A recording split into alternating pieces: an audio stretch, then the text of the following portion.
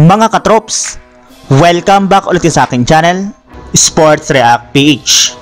At ngayon nga ay pag-uusapan natin ang balitang mataas pa rin nga daw po ang tsansa ng Golden State Warriors na makakuha ng kampiyonato sa susunod na season. Pag-uusapan na rin nga natin dito sa ating panibagong video ang naibalitang bagong superstar na gusto nga daw pong sumali sana sa Los Angeles Lakers.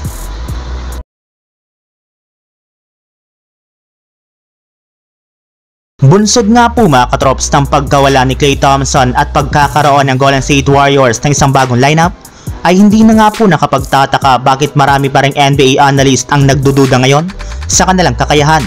Ito na rin naman nga po mismo ang rason bakit inaasahan nga po nila na kakailanganin nga po nito na makipagsapalaran sa play-in tournament bago sila makapasok sa playoffs sa susunod na season. Ngunit sa kabila nga po ng pangmamaliit ngayon ng mga analyst sa Golden State Warriors, ay hindi rin naman nga po dito naapektuhan ang isa sa kanilang mga bagong player na si Buddy Hield, na sinabi na malaki nga po ang kanyang tiwala na makakapasok ang Warriors sa playoffs at makakapag-compete nga po sila ng maayos laban sa ibang mga malalakas na koponan sa Western Conference. Sa katunayan, naniniwala rin naman nga po ito na mas malaki nga po ang kanilang tsansa na makadiretso sa NBA Finals at magkampiyon next year kumpara sa ibang mga koponan. Samantala, punta naman tayo sa ating sunod na pag-uusapan sa naibalitang bagong superstar na gusto nga na po sanang sumali sa Los Angeles Lakers. Sa napakadami nga po mga katrops na trade rumors at trade idea na nagsilabasan patungkol sa Lakers ngayong off-season, ay ni isa man nga po dito ay hindi malang nangyari. Sa katunayan, halos lahat nga po ng mga manlalaro ng Lakers ay nakasama sa mga ito-trade sana ng kanilang team ng mga nagdaang buwan.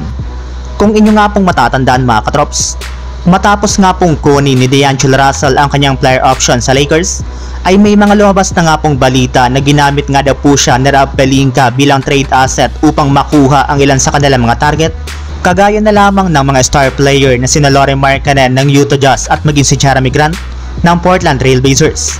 And speaking of star player mga katrops, ayon nga po sa lumabas na balita, meron na rin naman nga po ngayong isang championship player na gusto sanang lumipat sa Lakers, at ito nga po ay walang iba kundi si Jrue Holiday na matagal na nga po niyang gustong maglaro sa kanyang hometown team.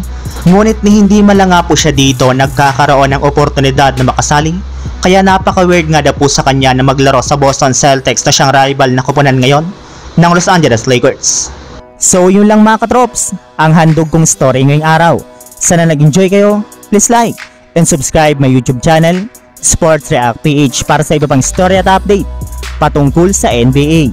Kita-kits muli sa ating susunod na video.